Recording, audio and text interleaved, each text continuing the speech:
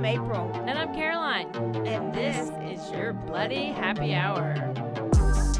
Caroline, are you ready for this? This is your newest guilty pleasure. It's the bloodiest part of your week. Did we say something about it also being happy hour? Show did. Because we about to be sipping on some murder. Bloody Happy Hour. Hey y'all, this is April. Hey, it's Caroline. We are here. We got another story for you guys. We're back, and it's Bloody Happy Hour time. It is Thirsty Thursday, and I'm back on the Trulies. I'm just triple fisting over here. You don't even know. I have three hands She today. actually does. Yeah. She does. So I hope you're thirsty. Get your drinks. Get your drink. You actually should be on break right now. Like, people should not be working. So you can go and binge any episode that you have yet to hear. Go back, catch up if you haven't, start from the beginning. I went and got my teeth cleaned the other day, and my teeth clean lady, she was like, I'm starting from number one. Did she right know now. that you did it? Yes. Well, she's only heard one, and we went to school together a long time ago, and she was like, I didn't know that it was that was yours. And so she's about to go binge. Anyways, I was talking to my teeth cleaning lady, and she said she was into true crime, and I told her to listen too. There we go. So here's to our teeth cleaning ladies, our dental hygienists. Yes. That's what they are. What if I'm gonna talk like this the whole time? Yeah. Okay. I like the new voice. Yeah, I like to change it up every episode. I can't. She's got multiple personalities. Yeah, it's a disorder. It's fine. Don't worry. It's okay. normal. It is what it is. So y'all won't be hearing this when we're recording it, but we're recording this on the day that Scott Peterson just got a new. Listen, we're gonna call this Court TV Corner. Court TV Corner, because I need to know, like, Caroline, what do you think about Scott Peterson? I know you haven't probably did a deep dive in that story. I haven't heard it for so long, but do you think he'll get a new trial? The only reason I want him to get a new trial is so I can watch the whole thing. She does not even watch regular TV anymore. It's only court cases. Because you can have, because Court TV it's live. It's right there. I can have it on in the background while I'm doing my territory checks. What did we say? What did you say? I think he will probably be granted a new retrial. Because there was issues with the jury, or what? I don't know why I think that. I just think that he probably will get it. Yeah. I didn't follow that case. I followed the David Temple case, which is like the coach from Houston that killed his teacher wife. We're going to cover this because it's a great story. And he was convicted, years later, came back, had a whole new trial. Right now, it's kind of still in limbo. So I just think that when you're good looking, white Protestant male, like, anything can go for you. So he's been in there for like 19 years, is that right? Or 16? A long time. He looks like he hasn't even aged. I mean, he still looks good. I know. I'm like, that is actually not fair. He's probably going to have another Amber Fry waiting on him when he gets out. out. Oh, you know how many people are writing him letters. Yeah. I think I should write him a letter. Let's do it. We have to write like 14 letters. I don't think I'll ever get to it. Ed Kemper. Yeah, but you don't even know the difference between a stamp and a label. How we going to write a letter? Hell, it's never going to get there. It's going to get sent back every time. Okay, so what I have for you guys is a great Santa story. Ho, ho, ho. Here Y'all we go. know what I feel about Santa after the last. You to say, hello, Santa Claus. Hello, Santa Claus. You may or may not be excited about Santa after this story. You may feel for Santa the way that I feel for Santa after this story. I mean, this may give you some Santa PTSD. I just want to bust everybody's Santa bubble. I'm probably going to say Santa 17 more times. So let's take a drink every time I say Santa. Do we need to pour one? Do you want me? Oh, yeah, let's do it. Give me the sound effects. Oh, there's a new one. Wow, that was impressive. Here we go. Nice. You're welcome. The sound. That was live, so. Of the holidays. Yeah. I mean, you have to have extra substances for the holidays to get through it. Wait, can you tell me one of your favorite family holiday traditions before we go? Before we start? I like opening gifts. Okay. But every family does that. Do you have like a specific... What do Czechs do for the holidays? Get drunk. Okay. I do like hang on. This is obviously a very difficult question. My processing time. Yes. Favorite holiday tradition.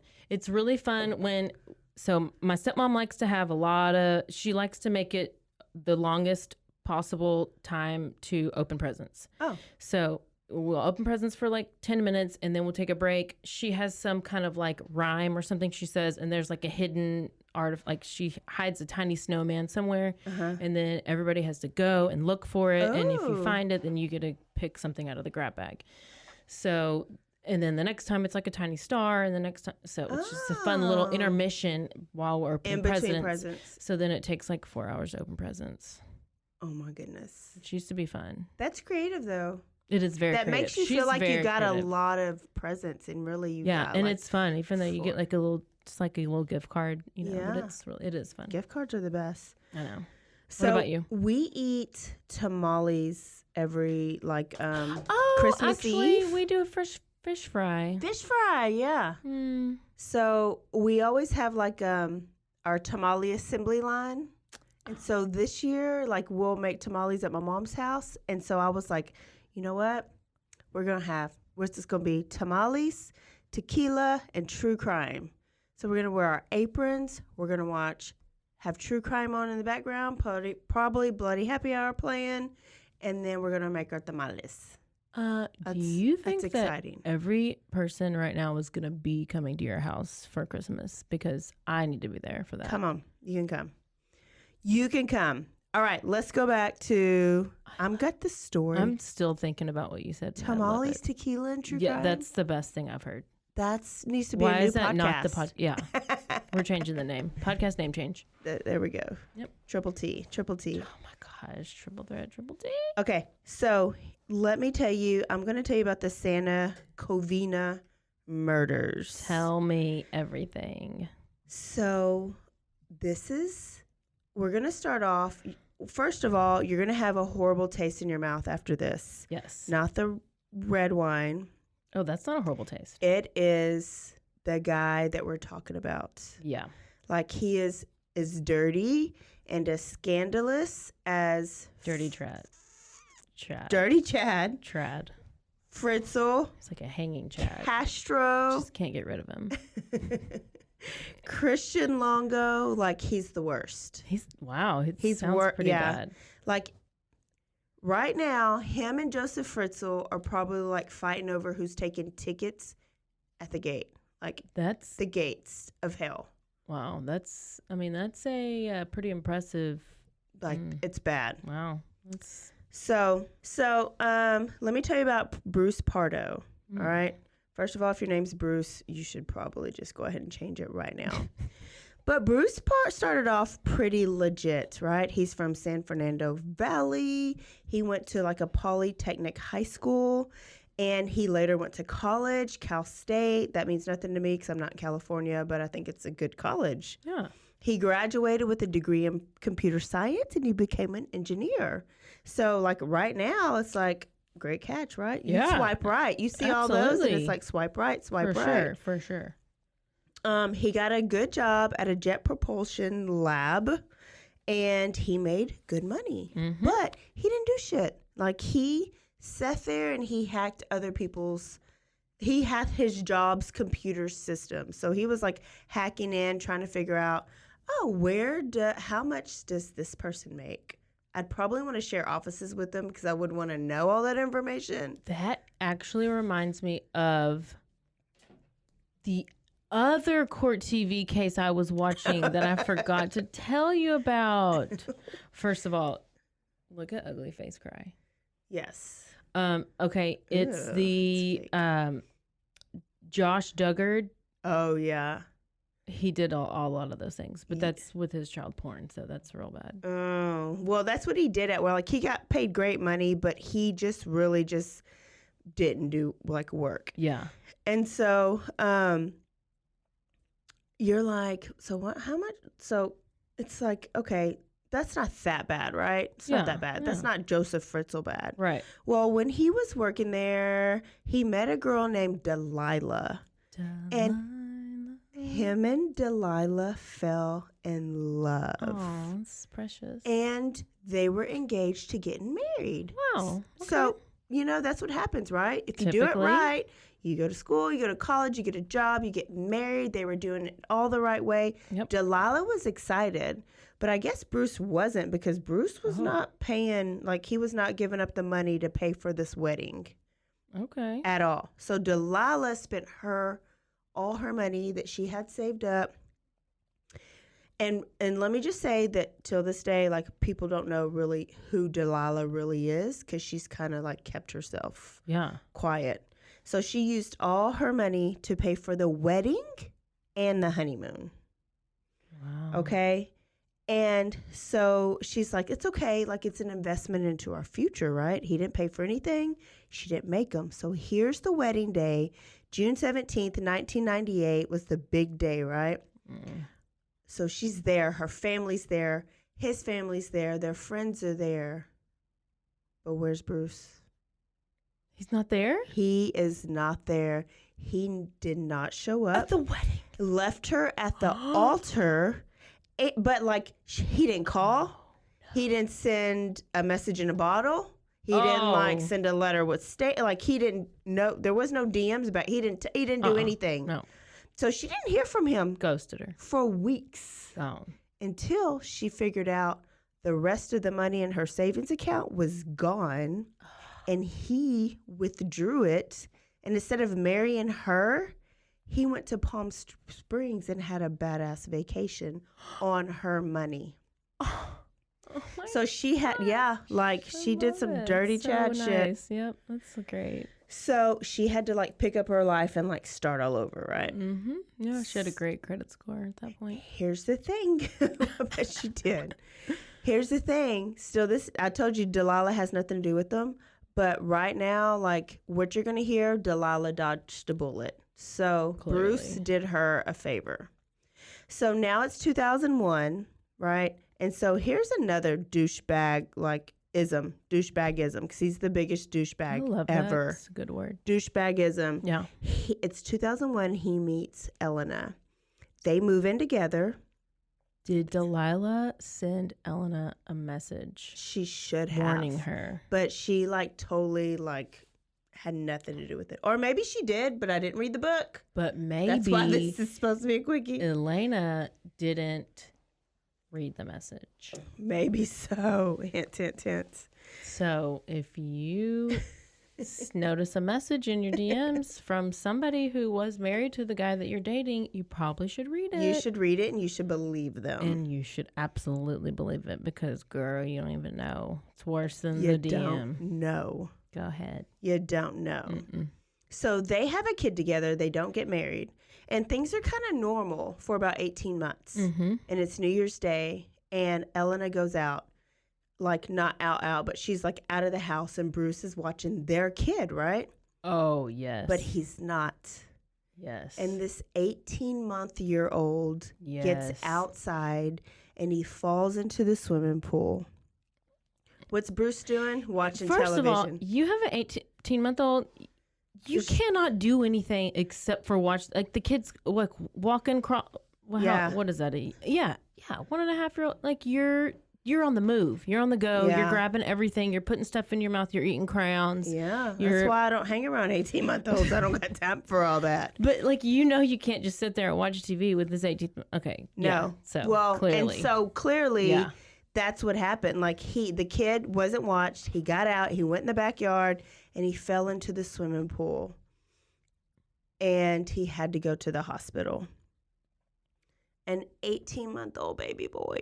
Right? Mm-hmm. Okay, but people say that Bruce felt horrible about this. But he did. He was at the hospital with this little boy, like by his side for, like, he didn't leave. And it was like a week into it. He didn't die. Okay. Yeah, he's brain dead. He didn't die. He is now brain dead. So the doctor came in and he basically took them aside and he says he's not going to die, but he is permanently brain damaged and he will be a paraplegic. Oh my gosh. So instead of Bruce saying, oh my goodness, I'm just so glad he's going to live, Bruce packed his shit. He gone. And he is gone. Mm-hmm. He left his, like, this is not his stepchild or, you know, like, he left his child and the mama. Like, how can you do that? It's because you're a sociopath and you have no empathy for other people. Anybody else. 0%. Anybody else. Luckily, this baby had an amazing mom, and she was, like, dedicated to this kid.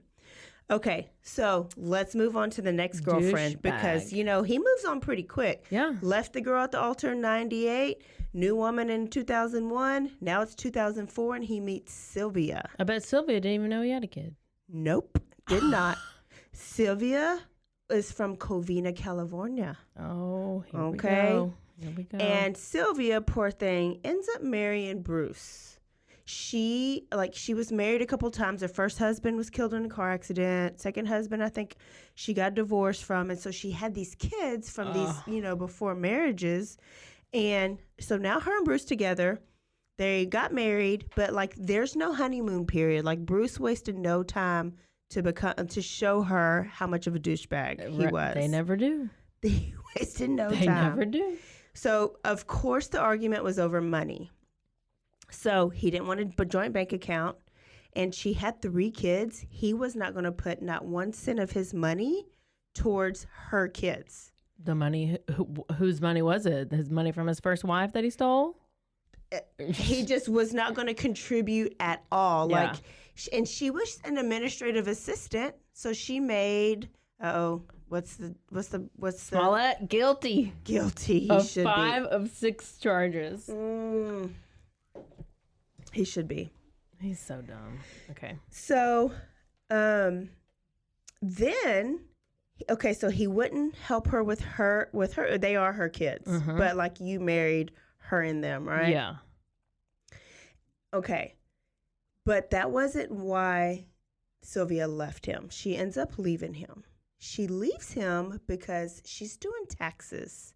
And she sees his taxes and she sees that he's claiming a dependent. Oh, he's claiming his brain dead kid who he'd even tell her about. Oh, and so she's like, wait, he has a kid? Who is this kid? So she calls the mama. How does she? Bruce's mama, because they're married. Not the kid's mom. Okay, she calls Bruce's mama. Yeah. And they're really close. Okay. Bruce and the mom are close? No. Or wife, Sylvia and Bruce's mom are close. So Bruce's mom was like, oh yeah, he's got a kid. And this is why he's not in the kid's life and he should not be claiming him. Like, Bruce's mom knew what a shitbag her son was. Wow, that's not my situation at all. Yeah. That's usually not the situation. Yeah, it's typically, So let's recap. Bruce left this kid a paraplegic and brain dead. Yes. But he's still claiming him on income tax to get money for him. So Absolutely. this is 3 years afterwards. Like, how low is that? So Sylvia was like, oh no, I can't have anything to do with this. Get it, Sylvia. So she packed her shit. And she was disgusted. She was gone. But first she asked him, she was like, the kids are in school here and I hate to uproot them in the middle of the year. Can we stay in the house at least until the year's over with, right? Yeah. Bruce packed all their shit up and put it on the front porch. So she came home from work one day and she was like had to move in with her parents. That's a lot of packing. I know. Like he put a lot of effort in that. He put a lot of work into that packing. So, so they're officially separated in March of 2008. So she was with them for a little bit. She had to deal with him for about 4 years, right? And they had a lawyer, a divorce lawyer, and the lawyer, like he had to pay spousal support. We don't have that here in Texas, but in other states it's kind of like child support for the wife. So it's spousal support. And you had to pay like $10,000. Do they actually ever even? I No. feel like this is another douchebagism. This is what happens. You steal from somebody who you're married from, and then you have your divorce, and then they owe you all this money. But guess what? You never see any of that money. And do people even? Do you have to pay it? I don't know. I don't know if it's like a follows lien you or around? something, or you. But I think you have to pay, like, if you have child support, you got to pay that first. But that's first in line, so they'll collect that from you first. Then if you have any other, I don't know, debts, because somebody else I know has about $12,000 in child support, and then several other debts that he owes to banks and liens on different items. And so then they don't give a shit. So it just goes in your credit, and they don't give a shit anyways. The credit's bad. Yep. So that's crazy. That's good. I always wonder, like, when you go to court and you sue somebody and you get all this money, right? I'm like, will they really get it? I don't know. A person. I would love to know. I don't think they do. Probably not.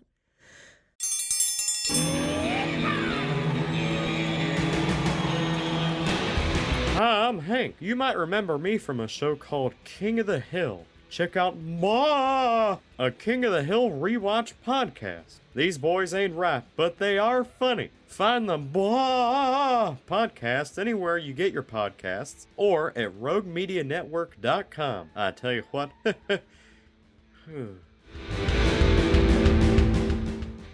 So here's another douchebag-ism. Yep. That's So what we're doing. the first check that he wrote for spousal support bounced. So he's writing your checks for it? For spousal support, I think you have to. I don't know. Or it's going to come out of they're going to like garnish your wages. Yeah, but if you don't have wages. He had wages. He still had his good job as an engineer. So he was like, let me write this check. Well, it bounced. And the second one would not have bounced, but he purposely stopped payment on it. So he wasn't going to give her a dime. A dime. Nope. So she never got spousal support. Then he was fired from his job. So you see kind of like how his life is kind of like slowly going down. Like it's already shitty. Like you're already shitty. You're already a terrible person. Yes. So he gets fired from his job for billing for fake hours. Shock. He was getting paid for like things he did not do. So he's charging other people for things. So now he's fired. Yeah. So now it's June and he's like, I'm going to go buy this gun, semi-automatic. He conjures up this plan. Okay. So it's June and he buys this gun. And then what's the next month? July. And he buys another gun. Oh, multiple August, guns. September, October. He buys 5 total of these expensive. And that was like the gun laws. I guess if you buy a gun like this, you can't buy another one for 30 days. Okay. So he waited another 30 days and he'd buy another one. Real and he'd premeditated. wait another. Yes. Like real premeditated. Yeah. Like he knew I'm going to do this on Christmas. Okay. So on September 8th, he ordered a Santa Claus outfit. Oh, that's nice. I mean, and he wasn't going to go ring the bell at Walmart. Oh, he's not going to go. No, he's going to go sit at the mall and not ringing the bell, not taking pictures with kids. He actually had the Santa suit customized. Oh. He asked for extra space and a bunch of extra pockets. Oh, because in case he needed candy, right? Yeah, candy for the candy canes. Candy canes. Let's pass that. He wanted all the extra pockets for the candy canes. And maybe a fireball shot, a little or two to for deal the with adults. All the kids. Yeah. Not at all. No? So then he books a plane ride and he goes and visits a college friend from Iowa. I'm just weird. I mean, that's surprised that he had a friend. Yeah. But he really didn't want to see his friend in Iowa. He really wanted to go to the gun shop there. Oh. And at that gun shop, he bought 16 handgun magazines. Oh. That contain 18 bullets each. Okay. So now he's got all his shit. He's got My his guns. Gun magazine. He's got his guns. He's got his Santa suits. And he's got his bullets. Yeah. And now the divorce is finalized, and it's 1 week before Christmas. Well, he's ready to go. He never took his ring off. So he's... Do you think he's happy or sad about this divorce? Can I have another truly, please? Oh, absolutely. I thought it was like they were all the... It was... Never mind. Go ahead. Okay, I get it now. I had to Google it, so I made sure. I'm very visual. So she's at her parents' house. Let me Okay. tell you a little bit about the parents. They've been married for 50 years. It was love at first sight. They came from Mexico and started their paint company and like built the American dream, had about 77 kids, and they had about 77 kids. Andrew G. would love this family. Yes. Yeah. And they, like, people loved them. Their neighbors talked about them. They were just genuine, loving family. Yeah. And usually at this party, neighbors would come to the party. So they go and they have dinner. And after dinner, they play like, the kids are playing outside. And then they're playing Texas Hold'em at the table. Yeah. Teenagers are upstairs playing video games on the computer and on the video games. And then there was a knock at the door. There's an 8-year-old little girl named Katrina. She answers the door. And when she answers the door, there was Santa Claus Oh. with a big, beautifully wrapped present in his hand. So what do you think an 8-year-old little girl does when she sees Santa at the door? Gets super excited. And Yells. And it's like, Santa's here. Yes. And usually Santa comes to this And that party. Right, yeah, so they typically, like, that was their tradition every year, right? One of the neighbors would like dress up as Yes, Santa, yes. and so it wasn't a big deal that Santa. Yeah, it was like a normal, like, they were just, like, waiting for Santa to come over. Yeah. And then Santa comes with a present, and then, yeah, of course, I'm the 8-year-old, I'm freaking out. So Santa puts his present that he has in his hand down. He picks up Katrina, and he picks her up like, you know, a daddy would pick up their daughter, or Yeah. Santa would pick up their kid, puts her down, and then shoots her square in the face. He pulls out from all these pockets in his Santa suit 2 semi-automatics. So he's like Clint Eastwood on these shoot-'em-ups, like on these westerns. And he's going in with 2 guns in that house, and he's shooting and shooting. All the siblings, the parents, everybody's getting shot at. Okay? Like, Okay. he thinks he's Clint Eastwood. It's chaotic. People are screaming. And he's They're been to hiding under Christmases tables. before, so he knows that He's this been is... to the last 4 Christmases because they yeah, were married. yeah. He knew what they were doing. Mm-mm. He knew when to come. Like, he just He knew. Yeah. He knew. One of the family members recognized him, and they were finally like, "That's Bruce," and couldn't even finish it. And Bruce shot him in the face. Sylvia's brothers were Charles and James. They were shot, but they tried to take Bruce down. After they got shot, they were bloody. They were trying to fight him, and he shot them again. So, of course, that wasn't Gosh. successful. A bunch of the other siblings hid under the dining room table where they were playing like poker and Texas Hold'em. They were all killed, including Sylvia was one of the ones that was killed. There was only one sibling survivor. So of all the Sylvia's brothers and sisters, there was only one, and her name was Letitia. And she's the one that gets away, runs a couple houses down, and calls 911. Wow. Yes. So then Bruce obviously was like out of his bullets or like tired of the gun. So he goes to that beautifully wrapped present that he had, and he pulls out what he has made. He's an engineer, a homemade flame thrower. Yes. What? What's a flamethrower? Just exactly like it sounds. Like you push a button and it's throwing fire. So he is like engulfing the house in flames. Oh my So gosh. teenager Michael Ortega's upstairs. He didn't get shot, but he dies in the fire. Oh my gosh. Because did he set the whole house on fire? The whole house has been engulfed in flames. Oh. Letitia, like she's the one that ran and called 911. Total, there were 9 people killed in this house. Luckily, all the kids were outside in the back playing. So they got to run. They knew what was going on. There was only like a couple of the kids that died. Wow. He shot them execution style. Who? The kid? The No, other people. The other people. Yeah, execution style. And the fire was so he just bad. like went up to them and just like Boom, boom, shot. boom. Oh Like, my gosh. I feel What? like you haven't watched Clint Eastwood Western Oh, no. or a Western. No. Nope. Why would I When you watch just, that? it's like boom, and you just take him and you're just like shooting. Just I like mean, I've Clint seen Eastwood. like Elmer Fudd or whatever. No, that don't No. count. You're welcome. This fire was so bad that they had to pull like dental records to identify the bodies. Oh my gosh. And it took a while to determine cause of death because their bodies were so charred. Yeah. So they didn't know which ones died from the fire or from the gunshot. Wow. 80 firefighters it took. And they probably couldn't go. I mean, they had to wait for it to like cool off. You know, It took them 2 hours to even put it out to go and like get the bodies. So imagine 2 hours in a fiery fiery. flamed Yeah. house. Uh-uh.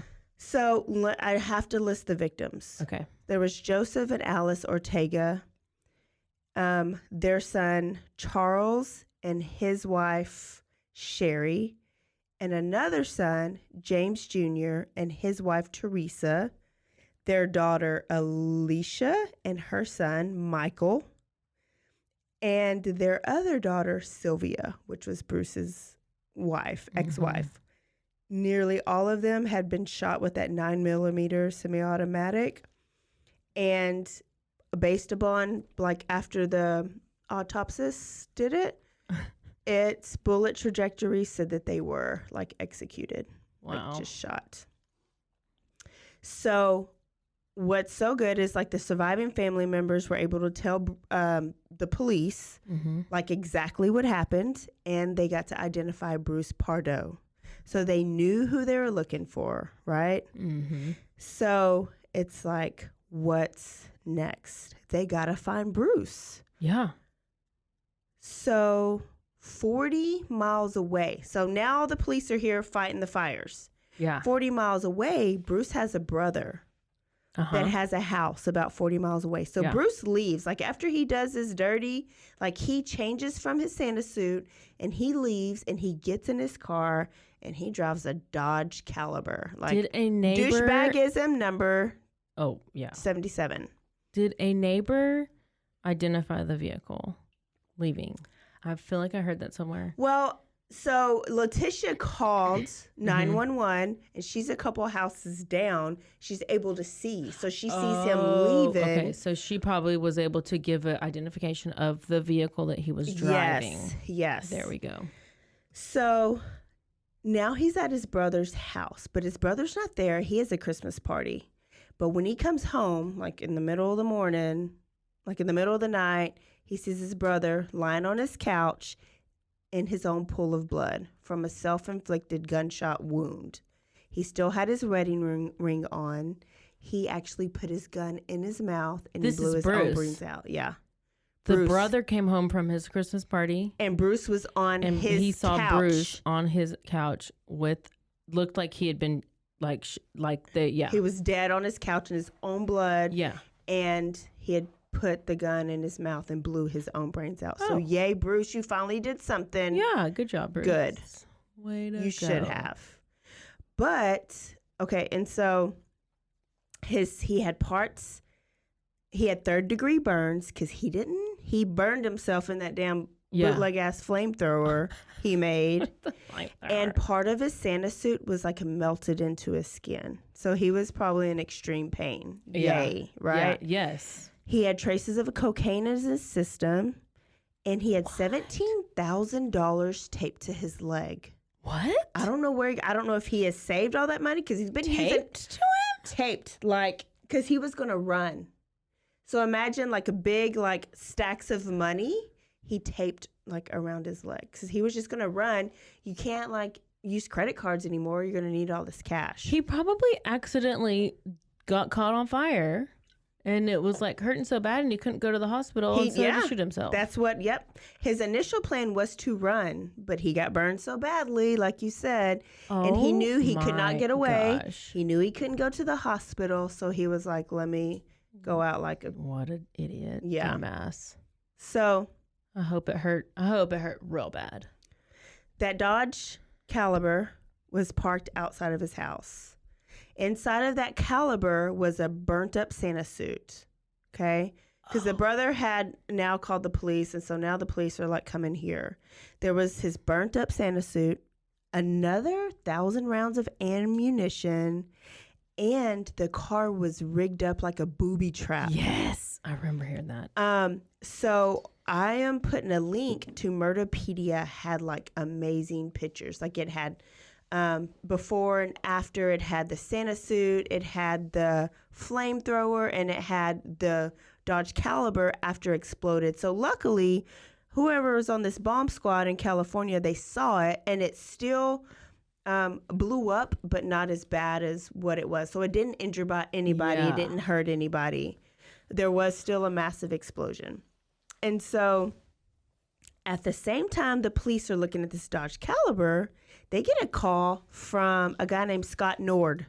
And he's somewhere else in Cali. And he's like, there's this weird Toyota RAV4, suspicious, parked by my house. Yes. First of all, what grown-ass man drives a Toyota RAV4? Anybody who's suspicious. If your name is Bruce Pardo.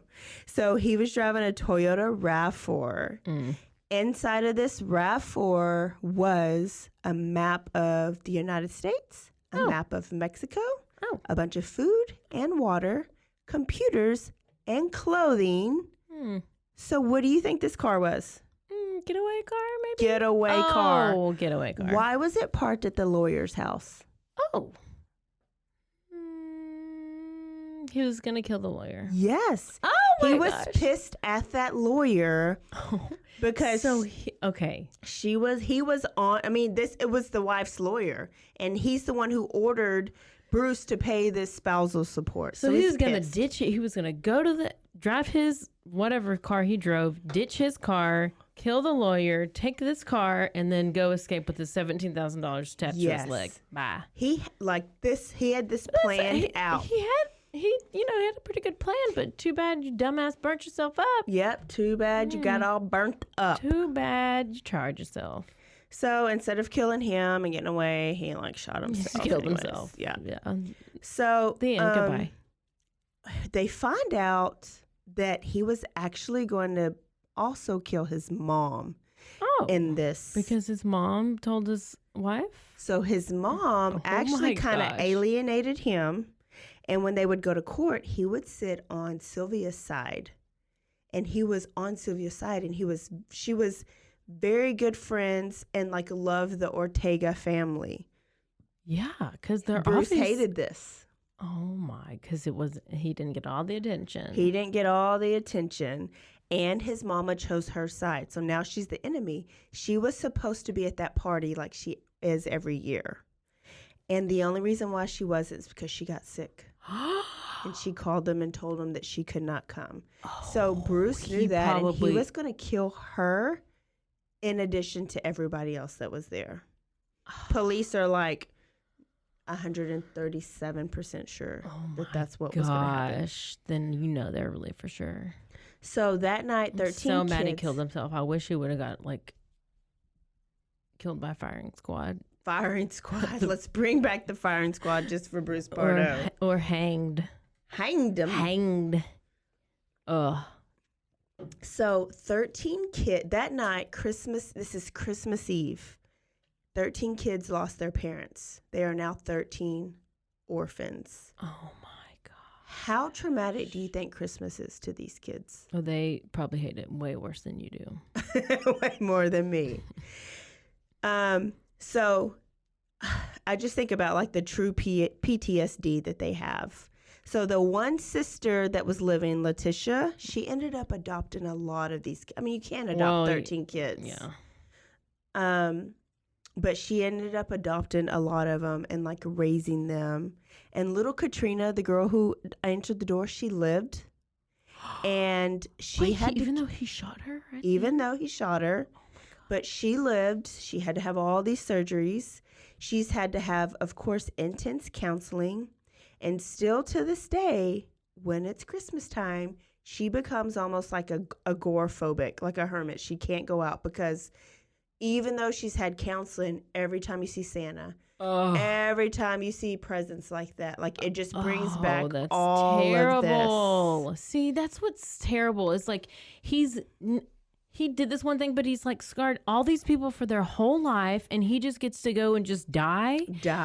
So I hope hell. Tickets at the gate. Hell is real bad. Oh, it is. I mean, I hope we can't even fathom how bad it is. Oh my, that's just. Ugh, I hate it when people kill themselves. But Katrina, like, she's doing good things. She like goes and speaks publicly against gun violence and gun laws.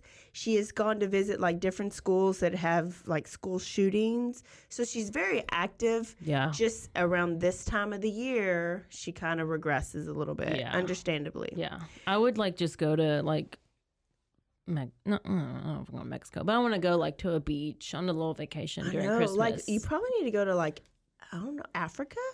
Wherever they don't celebrate Christmas. I just want to be like, if it's Christmas time, I'm going to go to the beach and just, it's going to be summer and I'm going to skip Christmas. Okay. Yeah. That's a good. I would actually do that right now. I think I'm going to do it this year. You and Katrina should travel to the beach during Christmas. Yes, after we make tamales. After the tequila and tamale party. Yeah. Okay, last thing. Bruce Pardo's mother, like, she's so innocent. She had a shitty son, but it wasn't her fault. She did not, like, she had no excuses for her son. Like, she knew how shitty her son was. The Ortega family, what was left of them, still loved her, embraced her. They kept in touch. She's still connected to this family even after this Christmas massacre. So that just says a lot for this Ortega family. Yeah. And love. Yep. Versus evil. And Bruce is dead as a doorknob, so Merry Christmas. Merry Christmas. That's lovely. Merry Christmas. What's a song? Can you sing them a Christmas song? What did we sing last time? Papa and Mama? Oh. Ain't no Santa, ain't no Claus, ain't nobody but your ma and pa. April come up with all kinds of songs. Y'all, there's your story. There's your first. No, it's your second Christmas story. Is it? Did the Tita family. Yeah. Last week. Yeah. And then next week, we're just going to like tell you 12 murders at Christmas. Just back and forth. Yeah. Outside the box. We're going to do something different. Super quick. So there could be music. You got to be able to pay attention. Yep. Yeah. Because I won't be able to. We will see y'all in like 5 minutes. Don't forget to rate, review, and subscribe. People, go leave some reviews. Yes, we have new comments to read. We do have new reviews. We should read them at the beginning of the next episode. Yes. Because they're great. Yep, we'll end the year that way. All right, we will see y'all in a second. Never forget to... Don't forget to stay aware. Stay alive. And always be DTF. Bye, y'all. Bye, bitches.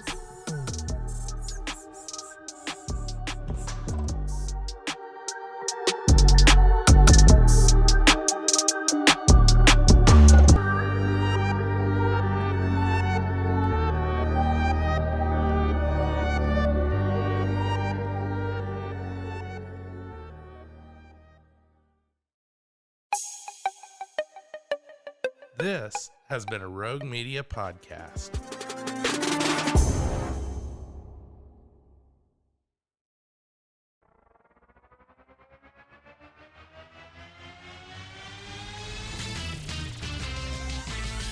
Frozen, heroes. Gonna tell you about frozen heroes. Gonna tell you about. Hey, I'm Zach. And I'm Mike. And we have a fantastic new podcast to tell you about. Bros, Foes, and Heroes. It's the two of us looking into the world of comics, breaking down some characters that you may have never heard of, and some that are just absolutely ridiculous. Yeah, so Zach comes up with a character each time, and I go into it just completely blind. I don't know who this person is or what their abilities are or anything, and basically I guess we kind of go over their origin story and just some of the ridiculous stuff that maybe, especially Golden Age stuff. Oh, Golden Age stuff is always the best, and we will make sure to highlight all of the shenanigans and just absolute weirdness of everything. Yeah, that's right. So subscribe today and follow us on Instagram at Bros Foes Heroes. And if you don't, I know where you live. Not really, but please subscribe. Bros and foes and heroes. Gonna tell you about bros and foes and heroes. Gonna tell you about.